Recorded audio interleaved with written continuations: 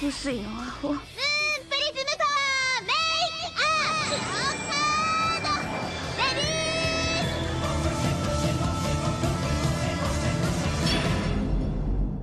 Welcome to Shojo and Tell, where we discuss shoujo manga and tell who's hot and who's not, talk about themes, and just generally geek out. Today, December 8th, 2019, we'll be shoujo and telling about the first 9 volumes of Basara by Yumi Tamura. I'm your host, Ashley McDonald, and I'm joined by Caitlin. Hey, Caitlin. Hello. Caitlin, who are you? Who am I? I don't know. Existential question. I don't know what name to use anymore. You don't have a last name, so you're like drifting. Yeah. I am a writer, an editor, a longtime anime and manga fan, anime feminist, etc., etc. Etc., etc. Yes. Etc., etc. I have many things. Last you were here was actually like almost exactly a year ago to discuss Kimi ni Todoke, I believe, which was also very long. You apparently only like the very long series. That's what I'm learning. I love a challenge. You love a challenge of the 20 plus volume series. Yeah. Nice.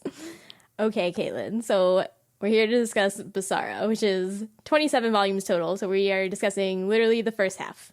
Or not the first half, the first third. I know how math works. No, I don't. That's why I was an English major. That's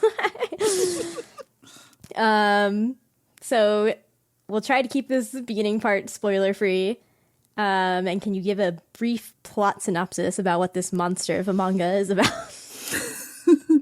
Basara is the story of Sarasa, a young girl who was raised in a post-apocalyptic desertified Japan, who is the twin of Tatara, who was prophesied to be the child of destiny.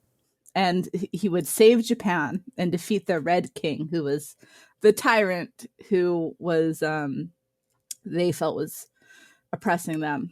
And so one day they get attacked by the army, and Tatara is killed almost immediately.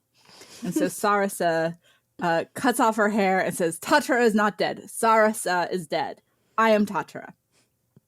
And so all of a sudden, she who had been raised in her twin brother's shadow for her entire life, 15 years old, is now a rebel leader. And so she must try to fight the Red King, fight the despotic royal family of Japan in order to try to build a new country. That's fine. It's chill. A 15-year-old can totally do all this. I mean, it's shoujo manga, so you know. Shoujo manga. That's the ripe age for female power. I mean, amaze. Yep, this sure. Okay, so you have read this before, and you super stan this series, yes? So, yes, I read it when it was first coming out, which started when I was 15 or 16 years old. And I read it through the 5 years of the course of the English release. I might have read it like once since then, but that was over half my life ago.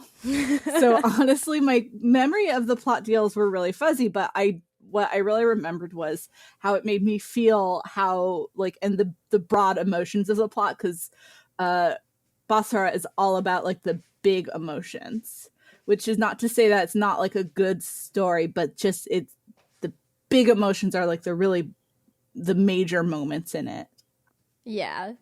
Amongst all, it's like a lot of plot details that happen. There are so many plots that happen. It's I'm like, very dense. There's so many characters. I think I already forget half of them. That's how Tamura rolls.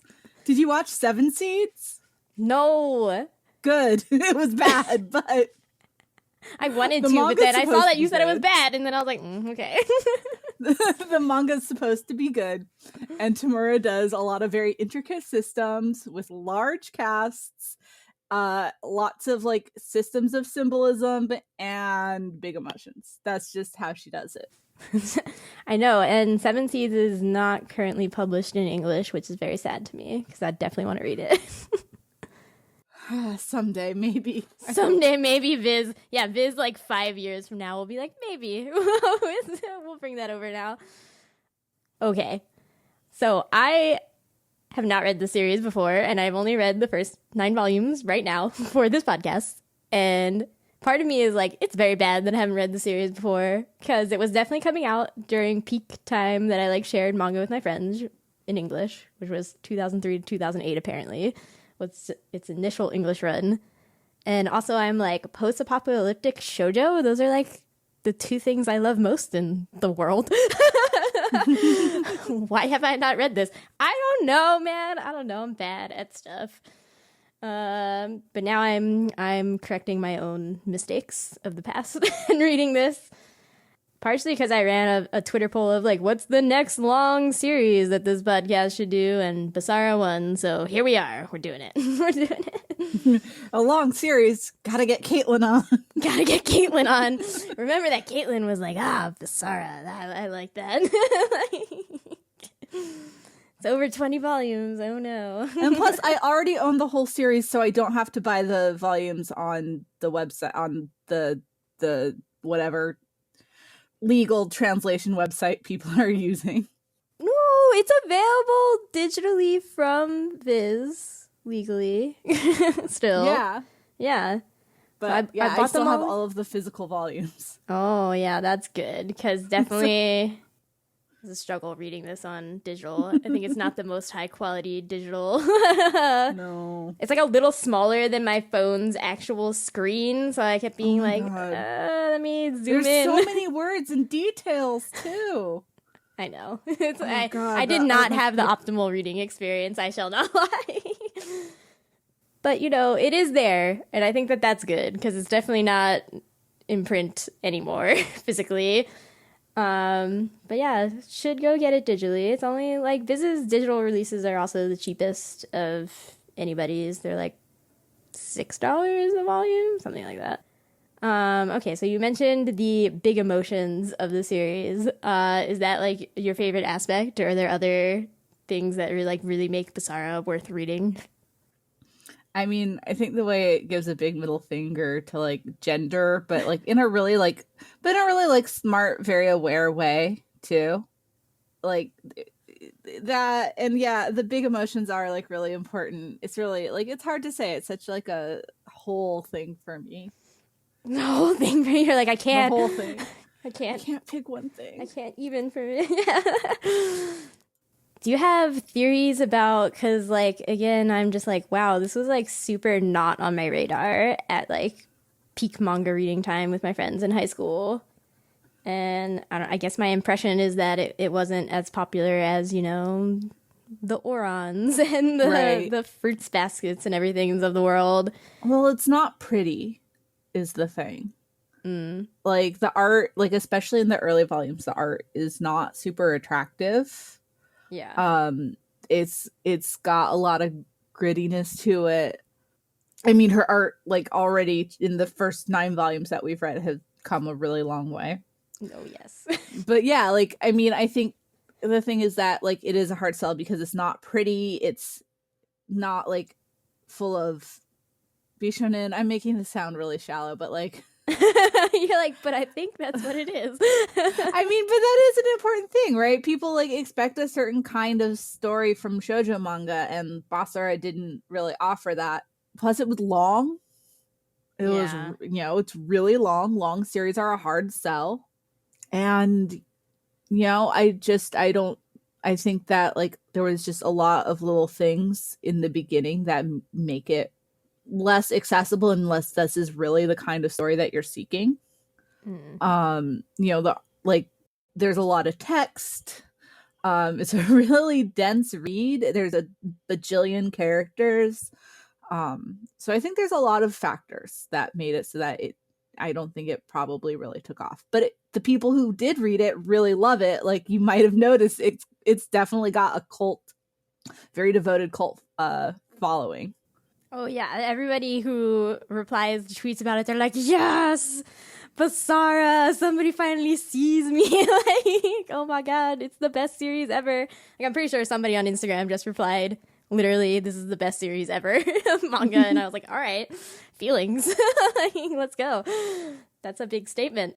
I guess to me, it's confusing. I mean, it's not confusing, but it makes me sad because I feel like in a lot of ways, this reads more like a shonen manga where it's like lots of action, intricate plot details, like whatever, lots of characters, lots of weird, wacky designs in some places. We've got the dude with the fang. I was like, I wasn't expecting this.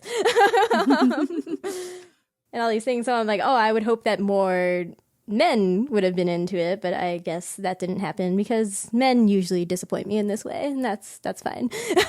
I've learned to accept it, I suppose. But I feel like it should have broad gender crossover appeal. Yeah. You're like, you would think, but no. You would think. I would love to see it get like a Viz signature release with like the big pages and the nice paper. That would be nice. What wishful thinking. Oh, so this also had an anime too, right? But it was only like 12 episodes or something. Yeah. I looked it up. It looks like it only covered like the first like 3 or 4 volumes. What's the point? Why bother? I hate shoujo anime. Yeah, it doesn't look pretty. Like, I mean, Basara never looks pretty, but like the animation is just like really muddy and like not. It doesn't look good. No. Looks bad. So, anime remake? Oh God, please! Like they're adapting more older properties. Yeah, that's what I'm saying. I'm like, oh, come on, possibility. Let's do it. Let's do it. Do it better than Seven Seeds, though. Don't do that. Oh God. Oh. Bring me all the sci-fi shoujo in anime and not bad. Yes, exactly. Just why is this so hard? Into my eyeballs. Yeah. But I definitely can see why it has a cult following and wish that more people would read it. And I hope that maybe this podcast inspires like one person to be like, yeah, I'm gonna go download 27 volumes of manga and read that because it's great. As you said, the gender aspect is really great. I mean, later we'll talk about favorite characters, but I struggled. I was like, do I have a favorite character? Do I love them all? I might love them all. I don't know. Right? They're all so good. They're all so good. Even the ones who are there for like a hot second and like I'll probably forget their names. They all have wacky names. Kaku. Nachi. So hard to remember all their names. But anyway, yes. So if you've been looking for more sci-fi shoujo, because again, shoujo is not a genre, and sci-fi is definitely underrepresented in shoujo. You should definitely read this. If you love all the cross-dressing stories, you should definitely read this. I feel like the 90s was such a good time for shoujo sci-fi, though.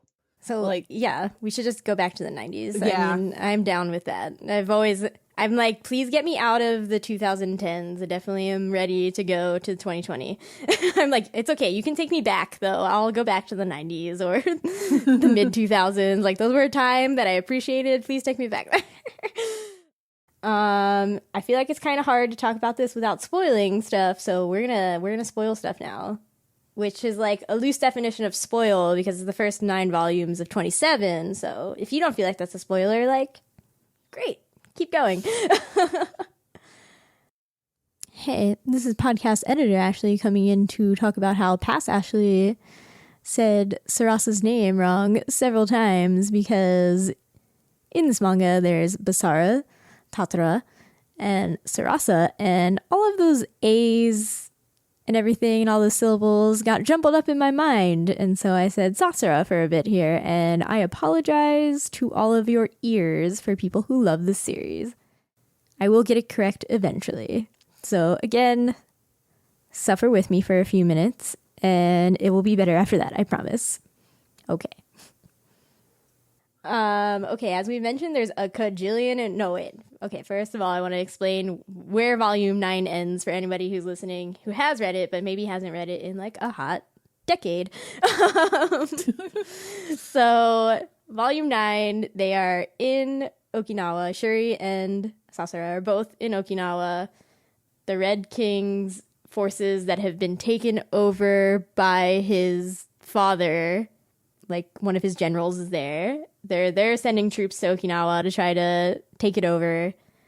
Sasara at the end is like, I'm going to protect the president of Okinawa, who has been gravely injured by assassins that were brought on by his political rival in the elections through Japanese assassins to like start a war with Japan. Woo! It's all crazy going on down there. There's so much happening. There's so much happening.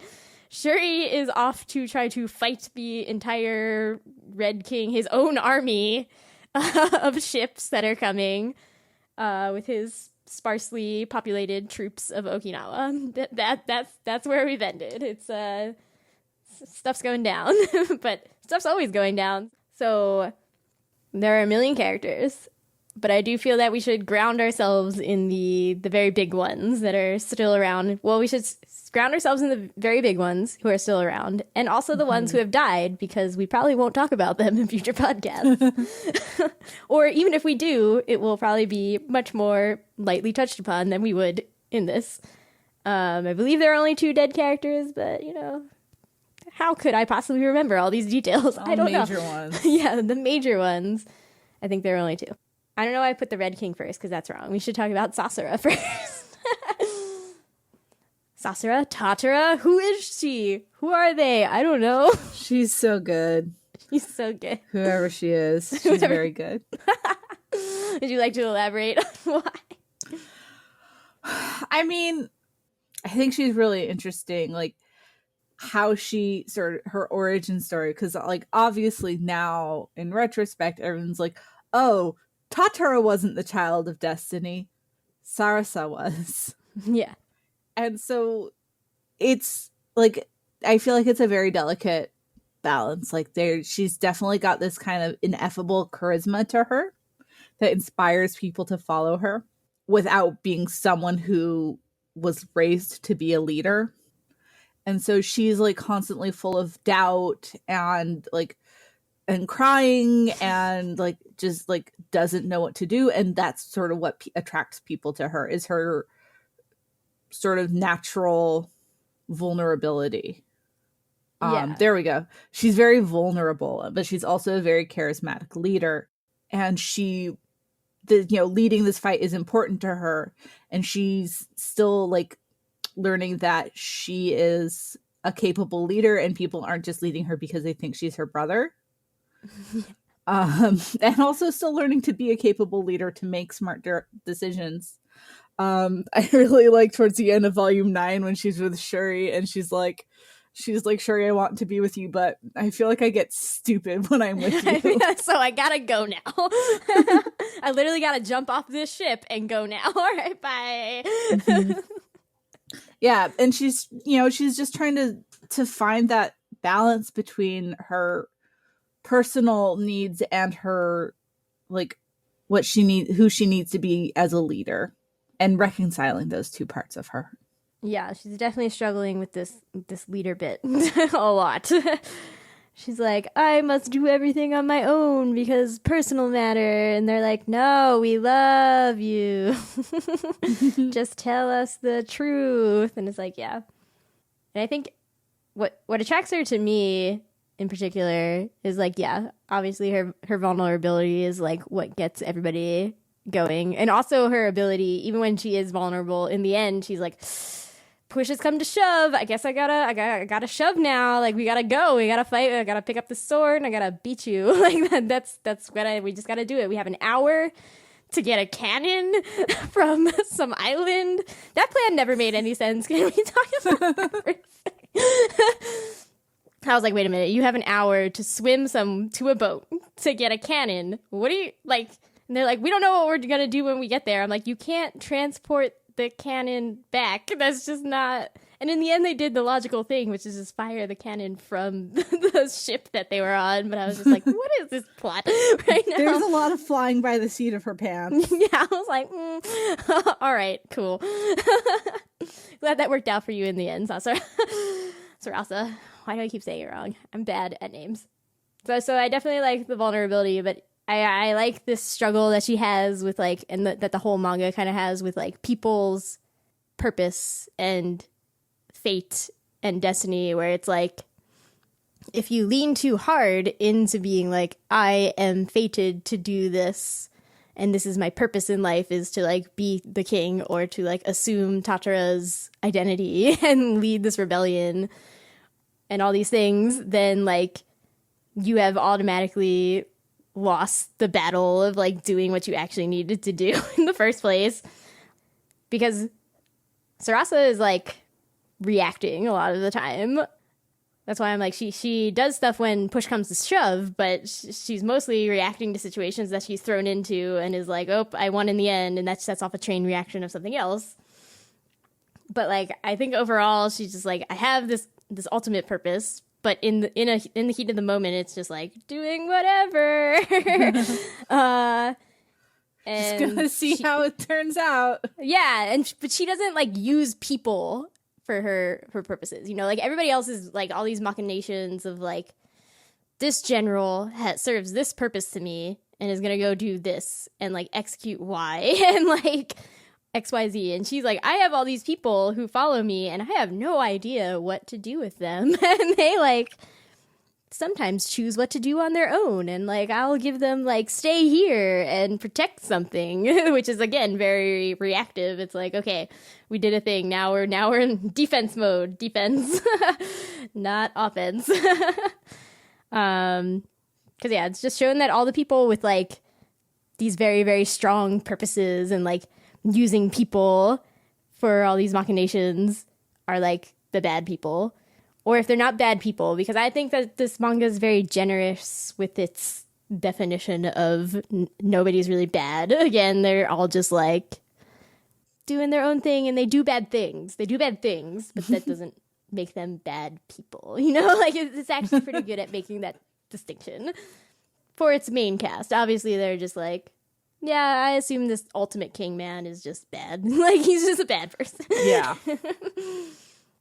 I don't know. I haven't seen him yet. Is he real? Maybe he's not. He probably has some double identity too. He's probably pretending to be somebody else. I don't know. Everybody's pretending to be somebody else in this manga. Pretty much, yeah. No, yeah, it's bananas how many people are pretending to be other people, right? Like, or like, it's not even that Shuri and Sarasa are pretending to be other people around each other. It's just like, they don't discuss who their other identity. They're just like, this is a real version of me. We don't talk about politics in this house. I'm like, oh my goodness. I do like that this mystery keeps going, but it doesn't currently feel like a stretch to me. You know, like all the situations that they've been put in, I'm like, okay, I guess I buy this. Mm-hmm. Like, yeah. And I feel like with a different writer, a lot of it could feel very like forced or weird, but Tamura is really, really good at making these sort of crazy things feel more natural. Yeah, like I think the one time where I was like, okay, was when Sarasa is the only one who gets her eyes injured in this fire that they experienced. Right. In Kazuno, and then she couldn't see that the Red King was Shuri at one point, and I was like, okay. Convenient. Like, for why? Why is Sarasa the only one injured in this way? That's the only moment, though. Every other moment, I'm like, okay, fine. Now it's even doing really good because, like, you know, Shuri's, like, fighting his own army, so she has less reason to suspect that he is the Red King. Man, keeping the plot straight is like hurting my brain. Yeah. That's why I focus sort of more on the like big emotion. You're like stuff about war and like them loving each other. Let's focus on. Oh. Okay. Not that the plot isn't important, but like I feel like it's easy to get bogged down in the little details, like, oh, I can't remember this one particular thing, when like the most important part is, you know, how everyone is feeling in the situation. Yeah, definitely. And I'm glad that we're not going to get bogged down in these details in this podcast. No offense, because I feel like lots of people love podcasts that get all nitpicky about every little thing that happens. And I'm like, no, I do not want this podcast to be that. Like, I don't have time for that. Especially for this manga in particular. How do you feel about Shuri, our Red King man? Yeah, one thing that's always stuck with me is in like the first or second volume when Tamura's like, if you think he's really a nice person, you're naive. I know. I was like, oh damn, she's just throwing down in volume 2 already. Yeah, well, and I mean, like, it's such an opposite thing from like a lot of manga writers who are just like, oh yeah, no, this like totally abusive boy is actually a nice guy deep down. He's just, doesn't know how to show it, and so he's going to beat the shit out of the main character, and call her horrible names. Like, no, that's not how like Tamura rolls. It's like where like he's very, very like kind to Sarasa, but like he's not a fundamentally good person. Like he does a lot of really terrible shit. So I really like that. I sort of like that duality to him because like you can see why Sarasa loves him, but also and why he is like he has like a lot of people who are very devoted to him and devoted to his rule, although that does go out the window. But also like why he needs to be taken down as a king, like why he is like why Byakko village is like we have to defeat the Red King. You can sort of see all of these different parts of him, and it's not contradictory because that's just people. Yeah. That's why I was like, I feel like this manga is so good and generous to people where it's like, is he good? Is he bad? Like, he's good and bad in different situations, and you just have to do something. Like, what does that add up to in the end? I don't know. My favorite character, Ageha, is like, I don't know. Oh, I love Ageha. Yeah, I know. We'll get to him. But yeah, so like, yeah. But that's definitely the moment where Sarasa is like, I feel stupider with you. I'm like, yeah, reading this manga gets easier when they're both being stupid lovebirds together. Yeah. Like, those parts are easier to read, even when it's like, oh, they're in the Hunger Games now. Like, whatever, okay, and just keep going. Like, it's still easy. Whereas when they're apart, I'm like, oh no, all the morality and like like heavy stuff is hitting me. Plot's happening. What's happening? How do I feel? I don't know. Oh my god, mostly I feel anxious for when they finally realize their real identities. I'm like, how is that gonna go down? A lot of tears. I don't know. I don't feel like I've experienced this much anticipation in a while. I'm just like, oh, it's stressing me out. I'm stressed. I'm like, I want to ask you how much longer it takes for them to like figure it out, but I'm like, oh no, it's a while. It's a while. Oh my god. All right, great. I'm in it for the long haul of torture. So much torture. Okay, yeah. So these two have their dual identities, and they somehow keep them up in sometimes funny and sometimes like, okay, those clever ways. So I like it.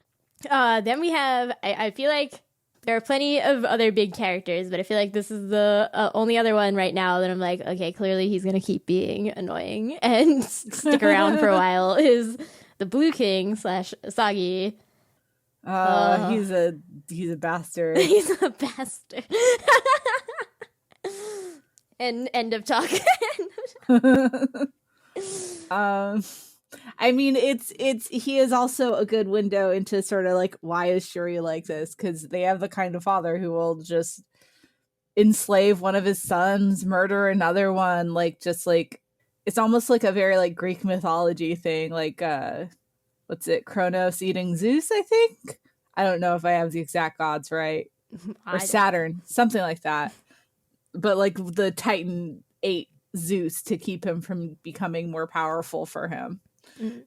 Than him. So yeah, like Asagi is this complete like psychopath, basically. Feels no regret for his actions, like just uses people and like kills them without a second thought, like because that's sort of how he has had to live. Not to make excuses for him, because he still sucks. He's still the worst, and like what he did to like in Sarasa, like to Sarasa is like really like gross and creepy. Like he is like the only one who's like a big like sexual assaulter in this one. The only moment of sexual menace in all 9 volumes was him. Ugh, Asagi. But you can also see his path to like becoming a better person. Yeah. There are definitely people being like, wow, Sarasa's so powerful, making even Asagi a little better. That's some powerful stuff that's going on here. It definitely is fun to be like, or not fun, but like it's interesting to be like, okay, Asagi and Shuri came from the same very bad father who like wants them gone because that's what he did to his father. He's like, I was the youngest and then I killed everybody else and now, oh no, that's what they're all going to do to me. Yeah. Paranoia. Yeah. And it definitely feels like there's a fine line between Asagi and Shuri. Even with the like sexual assault stuff. Like Shuri's not the best. She's always like touching Sarasa when she's like, get off like of yeah, me. no, he definitely like that was something that I was thinking about too. Is like, oh, he's like kind of like boundary pushing. Yeah, because they're always meeting like naked in hot springs, and then it's like, get away. I like how twice in the 9 volumes he tries to pull something like, girls really like it when I do this, and the girl's like, stop. Then girl's like, oh, and then I punched you in the face. Yeah, Sarasa gets at least 2 good punches in herself, and then who is it? Yuna, the Okinawa lady did it to him? Yeah, Yuna is just like, no. It's just Screw like, off. absolutely not. Nobody has time for this. So yeah, it's like, but when Shuri does it, we're still like, oh, like he's not the worst like Asagi, but it's kind of like fine lines where we're stepping on here. Admittedly, Asagi does it in a worse position for Sarasa because she is in her blind phase at that point when he just, like enters her room and is like, what's up? It's like, no, get out of here. I mean, I will be totally honest. When it came out, like, I don't know. I guess I kind of saw it coming because obviously Asagi was the pretty one, and the false blue king was very ugly and weird. And so I was like, oh, clearly this dude is more important than I think. But when that turn happened, I was like, how many people? Is anybody real in this manga? Like, what's happening? They really say they are. I know. I trust nothing. Hayato! I don't know how to feel. It's driving me crazy. Oh yeah, and then Asagi is also just like so manipulative. I hate him. Oh my god. He is the worst. And I'm sure, like, I don't remember exactly, but I'm pretty sure he's gonna have a redemption arc. Ugh, no, I don't want that. Maybe he'll die. I seriously don't remember what happens to him. I want him to die.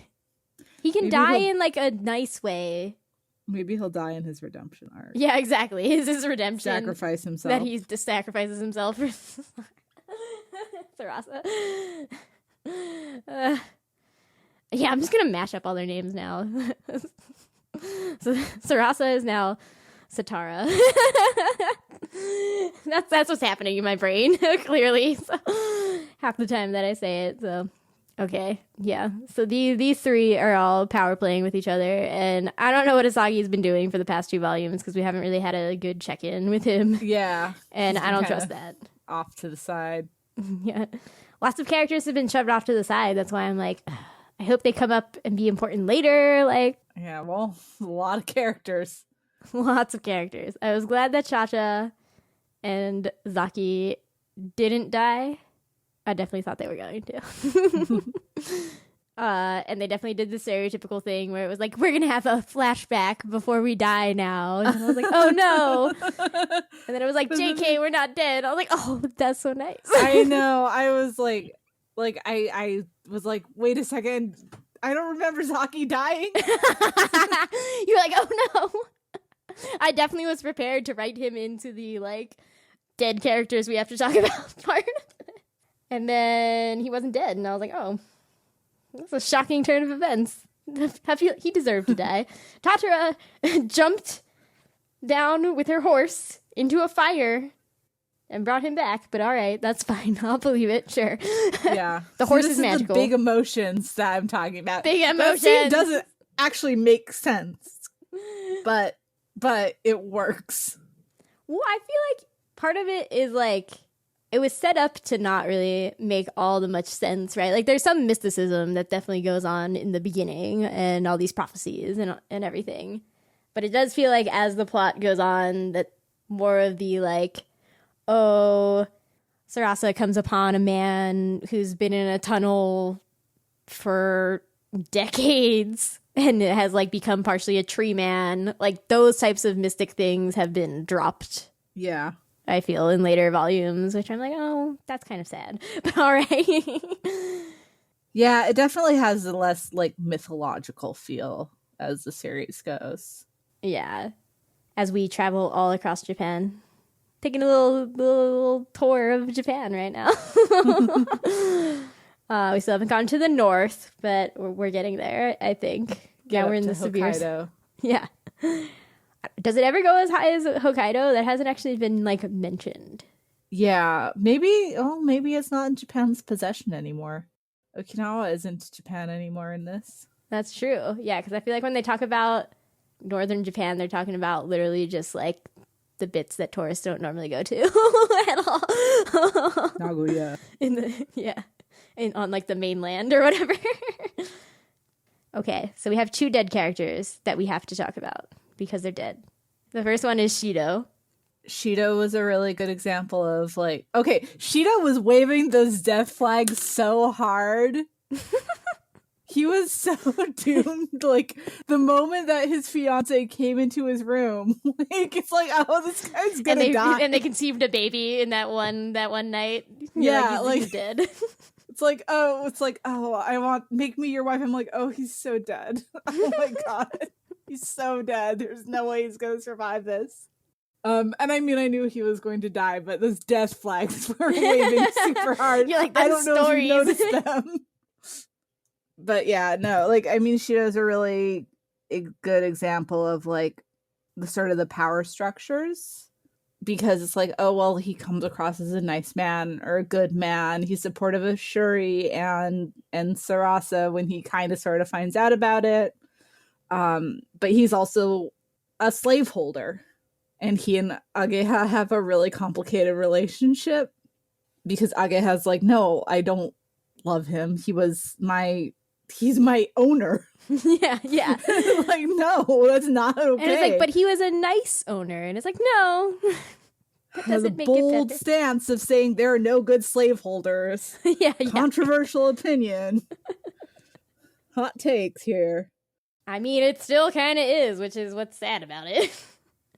Yeah. And so, like, he is a kind man, but he is also like a very brutal man who exists within this power structure and is complicit within this power structure. So there you go. Yeah, I feel like his most interesting bit is, I guess it's like maybe he would have been kinder had he not actually been with Shuri, because Shuri just does like so many things that, like, so many extreme things.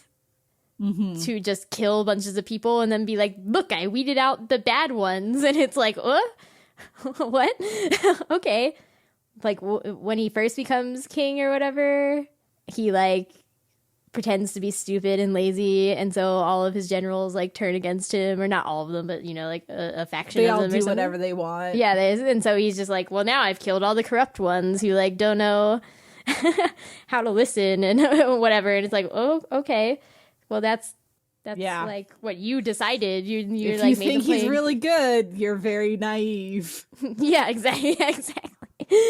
And so, but Shido, like, kind of admires that about Shuri, because I feel like Shido is just a more reserved Shuri in the end, where he's like, I was like, you know, just would go with the flow and like think really hard about stuff, and Shuri's just like, I'm just gonna do this crazy thing over here, And Shido's like, wow, he gets results though, so like, let's go with it. And it's like, what?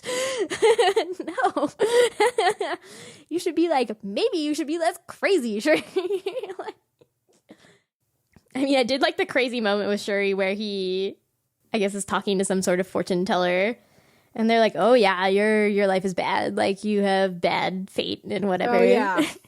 And he's like, well, what does a good palm look like to have good fate? And they're like, well, you have a longer fate line. He's just like, okay. Just like stabs his own hand. Cuts himself. And I'm like, that kind of, take life into your own hands, literally type of thing is kind of admirable. But also, what? No. I don't know. My favorite Shido moment was definitely another author's note where she was like, I like to think about how funny he must look when he takes off his headbands and he has tan lines. The tan lines. His forehead is so wide, too. I'm just like, oh my God. Yeah. And then the other big one is General Kazan, who is like, what's going on with this man? Another one, it's like, that Sarasa's mom is like, if he had abused me, I could have just hated him, and that would have been a lot more simple. Yeah. Let's be real. He was only nice to her because she's a pretty woman. Oh, definitely. Yeah. So I don't want to give him too much credit for that. No. Like, he saw that his men were abusing a beautiful woman, and he's like, she's too pretty for this. You gotta drink the respecting women juice here, man. Yeah. Like, we have boundaries. It's like everybody has boundaries. And it's like, oh, it's nice. Everybody's nice when they hit their own boundary, right? Like, when they are like, I am nice to these people, it's like, oh, yes, that's good. Being nice to those people is good. But why were you mean to these other people? Like, what? Yeah, and at the same time, I can also see why she fell in love with him. So, like, I really like how nothing is, like, 100% black and white. Like, there's no, like, cackling evil. Well, not a lot of cackling evil. I mean, false Blue King. Yeah. Like, the cackling evil people are, like, idiots. Yeah. They don't have, like, they're not smart enough to, like, they're not smart enough to have the complexity of being a multifaceted person who is not all good or all bad. Yeah. And I feel like this is more briefly touched upon, but it's like wanting to be a hero too is bad. Like, it leads to the same bad things. And you could argue that that's what Shuri's doing. Like, he's like, I am the hero. Like, I will take down my father and bring prosperity to all these people. Like, everybody loves Suo City, and it's like everybody who you didn't murder loves Suo City, I guess. Like, sure. But I thought it was fun because I feel like Sarasa doesn't necessarily want to be a hero. She's always like, this is scary. What's right? I don't know. I just kind of have to do something in the moment because I see somebody clearly doing something wrong, and me doing something to fight their wrong doesn't necessarily make her right or anything. It's like, we can both do wrong in this situation, and she's highly aware of that. Senju, Shido's mistress wife, I guess they became official. With their spiritual wife. Yeah, spiritual wife. Was all like, don't try to play a hero. Like, that's like not great. They always die and all these things. Yeah. And then he did it anyway. All that death. Because she put up those death flags for him. If she had just stayed in her room that night, maybe he would have been okay. She's gonna carry that around with her forever. Yeah, and so General Kazan, I feel like I wanted them to have like a real moment together, I guess, like him and Sarasa's mom, because otherwise I'm just like, yeah, it's pretty shallow. But like I definitely do like that she's just like, it's so hard to just want to stab him when he didn't stab me, and he had so many opportunities and he gave me a chance to like escape, and then it's like, but he also killed my son. Complicated. Well, in the end, it's all about the like, you see people's potential to be good, and then you don't want to murder that. But you're like, how do Yeah. I only murder the bad bits? It's like really hard. You can't just murder the bad bits. Yeah. I guess she did eventually technically kill him. Yeah, but only after it was like, okay. You stabbed yourself. When he asked her to. Yeah. When it's like, okay, we're all in on this game here. Okay, so those are all the big characters that we have to discuss, but who is your favorite character? I mean, I love Sarasa. I really like, I think it might be Ageha now. Thank you. Yeah. I agree. Like, I honestly, like, I've also totally read them as, like, gender fluid or something like that. It's definitely good going for those vibes of confusion, but without maybe our advanced, set of terms for it these days. Yeah, like I don't know if that term existed in 1991. So like they were probably written just to be like a gender non-conforming man, but also like the way that they seem perfectly comfortable as Kicho and also as Ageha, like it really does feel like they're kind of shifting back and forth to me. But yeah, no, I like how they know everyone. And in a way that's not like, oh, seriously, like that stretches credibility. And they're like, I like how they're older than a lot of the cast, and so they can recognize these like very complicated feelings of and relationships with the various people they know through various aspects, and the good people and the bad people, and like, yeah, he'll like hang out on the beach with Shido, but also like he hates Shido for being his slave owner. But they also like seem to enjoy his company sometimes.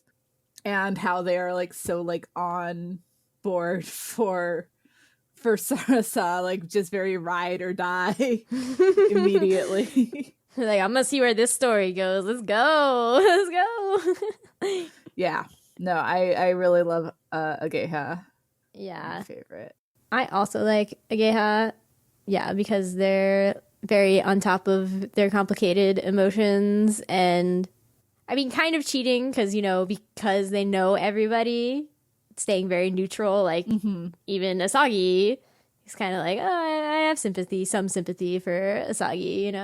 Like I don't like him, but like I get it. And yeah, the very pointed conversation that Ageha had with Senju, being like, you can't grow anything with hatred. Hatred just only brings more hatred, and hatred also like fizzles out. Like that's what Ageha feels. It's not that he like stopped hating Shido. I think it's just kind of like slowly over time hatred fades away. Like if we're gonna go with the natural metaphors that the manga presents a lot of the time of like fate is kind of like nature is very important. They live in a desert, so they're like, oh, it's hard for us to appreciate, like they really appreciate nature because they live in a desert and there's not a lot of it and all these things. They talk about fate being like a river and all these things all the time. And Nagi is some sort of more like old school, like herbalist type of doctor. I've gotten vibes of that. So all these nature metaphors, it's like hatred is shown to be, the Red King and fire and like burning passion and all these things. But like nature is, more green stuff that like takes a while to grow and like can be very, very easily destroyed by fire. But fire normally fades out fairly fast. Like when left to its own devices, it just like can't sustain anything without nature. So I just feel like Ageha is like, oh yeah, I used to have these hatred flames for Shido, but then as he's had to interact with Shido less and less, kind of like they just fizzled out, and now Shido's dead, and like when they're talking about him in that scene, he's like overlaid with, vines or something. So I'm just like, yeah, it's just like, go, don't use hatred because it's only ever brings destruction, and then in the destruction, you have to hope that something like grows out of that, which in the post-apocalyptic world is not always true. Ageha. So curious what will happen to them. I mean, I have curiosity about what's going to happen to everybody, but I mean, the prophecy is that they will find a woman worth dying for. So. Oh yeah, they had that moment. Yeah, I don't think it's going to be good. Oh, so he's going to die for Sarasa. Okay. Maybe. Maybe. No. Maybe not. I got 18 more volumes to find out, apparently. 18 very good volumes. 18 very good volumes. Yeah, and I don't remember the details around Ageha's death or anything at all. Really. Yeah, we can just assume that a lot more characters are going to get dead and have to be added to death toll. my like I've said, my memories of the series are pretty hazy. Excellent. Did you have any favorite scenes that we haven't already touched on from these 9 volumes? You're like, so many. The moment in Okinawa when Shuri and Sarasa really stands out is very powerful to me. That's like those very big emotions again, right? Like it's got that it's really strongly got that fated lover sort of feel where they just like, how did they both end up here? Like, you know, and this is the kind of series where like it's like you can say like, oh, it's not coincidence, it's fate. Yeah. It's fate. Like they see each other and they just like start like calling out to each other, and there's that big 2-page spread where they meet each other, which like you don't get spreads like that in manga very often anymore. And it was like just like such a big moment. Like you really felt their feelings for each other. Yeah. And that always like felt very powerful to me. And like also that initial moment where like Sarasa cuts her hair and says, Sarasa is dead, I'm Tatara. And then like she outwits the Red Army for the first time to get Tatara's head back. I really liked those moments. And those are sort of those two different sides of the coin of the series, right? Like you've got the romance, the big destined romance, and you also have like Sarasa being the leader and very clever and like trying to fulfill what she thinks is her brother's destiny, but is actually her own. Yeah. Where they're also fated enemies. And this is like peak definition of star-crossed lovers right here. Like, yeah, for sure. Shakespeare can't match this crap, man. Yeah, like, you know, star-crossed, like people think star-crossed lovers means like destined, but star-crossed lover means like cursed. Yeah, super cursed, actually. Destined to never be together. Yeah. I like that you focus on the big emotions, because I actually feel like I do like a lot of the political intrigue. Maybe because I'm so starved for it, you know, normally in Shojo manga. It's not normally a big political thing that happens. But I started really getting into this like at the end of volume 2, and they started talking more about like, you know, showing the both Shuri and Sarasa's like fates from prophets, and how they've both taken, you know, what was given to them, what was said by other people about what they're going to do in their life, and like how they've tried to both, as people would say in this manga, go with the flow of, you know, fates, and also to like fight what their fate is because they don't like it, or think that happiness it will lead to those who accept, or happiness to those who accept their fates, glory to those who defy it. Yeah, pulling out the Princess Tutu reference here. Princess Tutu, bringing it. So good. Yeah, so like that's when I started getting really into it, and I definitely do like all the moments where it's like, oh, this big twist of somebody being who they like weren't a second ago, and now they're somebody else, and like what is justice, and all these contemplations. I'm like, I'm here for it. And on the front of them being star-crossed lovers, I just think it's so, again, there's a duality even with them meeting up normally again at hot springs, where it's like hot springs are supposed to make you pure, and like they see each other naked, and that's supposed to be like their default self, like their most natural self. But whenever I see them together, I'm just like, this feels like your least natural selves, because you're just together and like not affecting a greater world, and like nobody else knows, like you don't know who each other are first of all, and nobody else knows that you exist in this way at this time. You're not affecting all the political machinations you have going on otherwise. So I'm like, this duality, it's fun. Yeah. And I mean, like Sarasa said at one point, like, it would be really nice. Like, I wish I could just sort of sit back and let everyone treat me like a girl for a while, but I have to go back to being Tatara. It's like, and like, it's like, okay, this could be read as like kind of sexist, but I'm choosing to read it as like to be cared for, to not have to do the work. Because like, it's very clear in this manga that there are plenty of female leaders, right? Like there's Cha-Cha and there's Yuna, and they're both like very like strong, competent leaders, and they're not doing it because of out of some sense of destiny, but because that's who they are. And that does not come as naturally to Sarasa. She was not raised to be that kind of person. And so like when she is being kind of like, treated as like a normal person, not necessarily just a girl, but like just someone who is sick and has to be cared for, then that is when she feels like she's being at her most natural. And yeah, like, I mean, I feel like both parts of them can be authentic. Yeah. I mean, you know what I mean? Like, when I'm in teacher mode, like I'm still being my authentic self, like with these kids and with these teachers. I don't feel like I'm putting on an act most of the time, but I'm also like very different from who I am with my friends, or who I am at home. Yeah. It's people have a lot of different sides, and all of those sides are just as much who they are as, the other one. Yeah.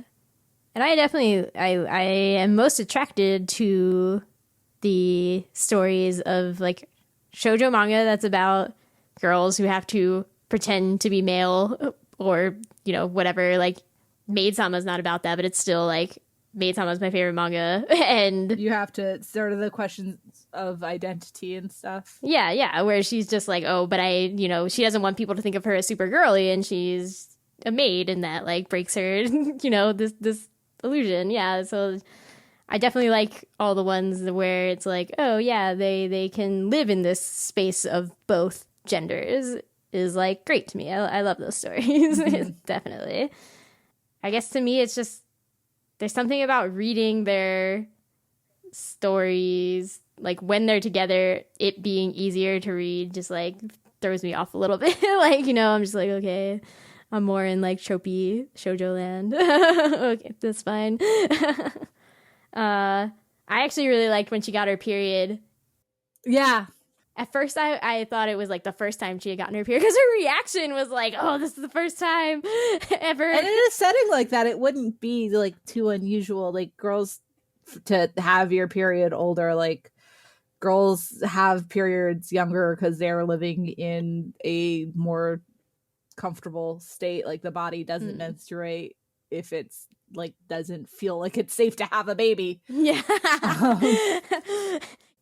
Which honestly, I think it's like I like the way I handled like menstruation, because like she's like, yeah, I haven't had my period for a while, because like she's too busy, like she's like putting it through all this hard work, and the body's like, no babies now, not a good time. Yeah.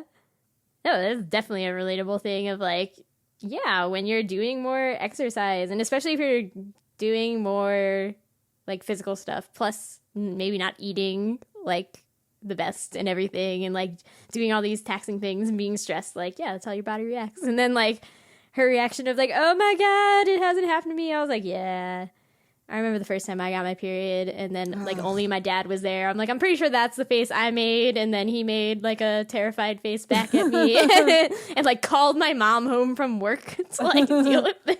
I was at school. So you know, I always appreciate a good period representation in my manga.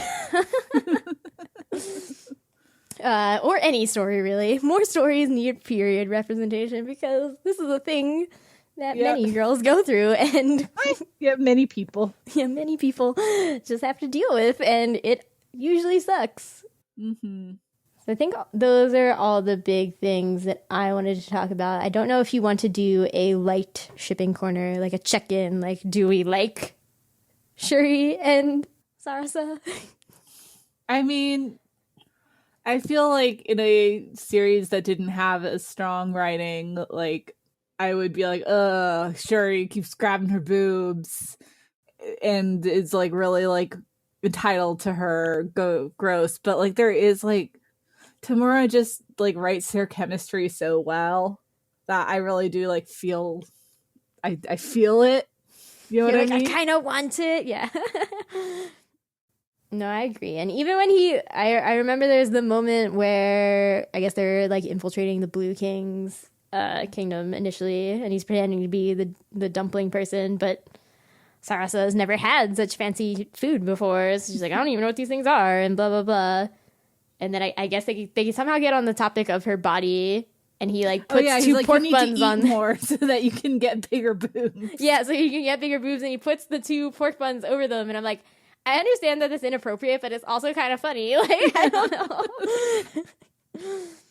It was just funny, you know? Sometimes I'm like, fine. I can get behind this. So yeah, I'm still conflicted about whether I would want them to be together.